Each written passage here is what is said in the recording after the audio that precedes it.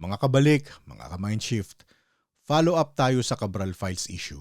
Pero this time, investigative lens tayo at neutral tayo. Una, iset natin ang basic facts na lumabas sa reporting. May mga dokumentong inilabas si Congressman Leandro Leviste na sinasabi niyang galing kay late DPWH Undersecretary Maria Catalina Cathy Cabral. At ang ipinapakita ay summaries ng DPWH allocations per district, province at region covering multiple years.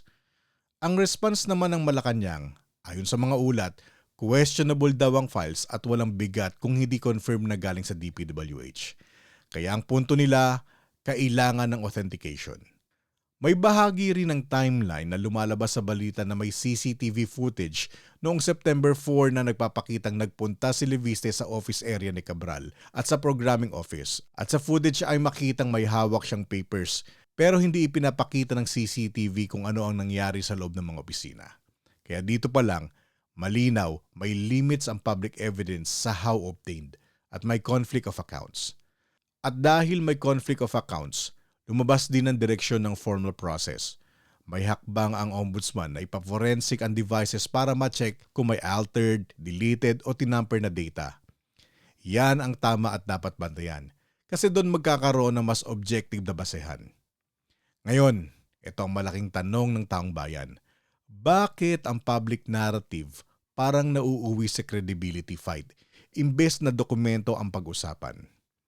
Ako bilang nanonood at nagbabasa rin ng nangyayari, sinusubaybayan ko rin kung paano ito tinatanong sa public space.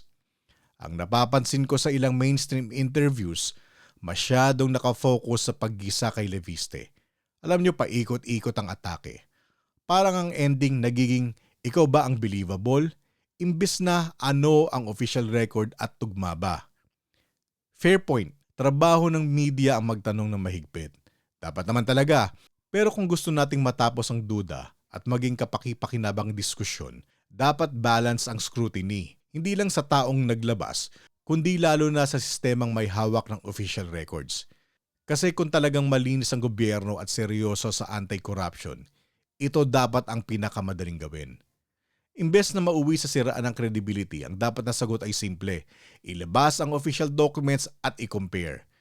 Kung sinasabi ng gobyerno na questionable o fabricated ang inilabas ni Congressman Leviste, mas mabilis patayin ng duda kung ipapakita nila ang official DPWH records na katapat nito, kasama ang audit trail at malinaw na paliwanag kung alin ang tugma at alin ang hindi.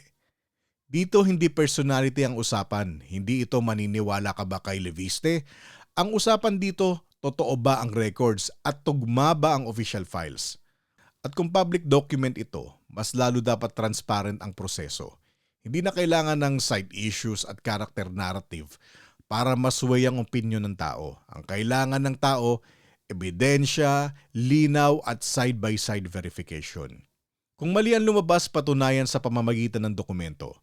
Kung tama, then let the investigation follow the evidence, not the noise. Ngayon, mga kabalik, mga ka-Mindshift, ito ang tanong ko sa inyo. Kung ikaw ang mamamayan, ano ang gusto mong unang ilabas para matapos ang duda? Official DPWH copy, audit trail, o forensic findings? Mag-comment ka, ilagay mo kung anong klaseng transparency ang gusto mong makita. At i-share mo ito, hindi para makisawsaw sa away, kundi para i-demand ang pinaka-basic sa gobyerno, linaw at ebidensya.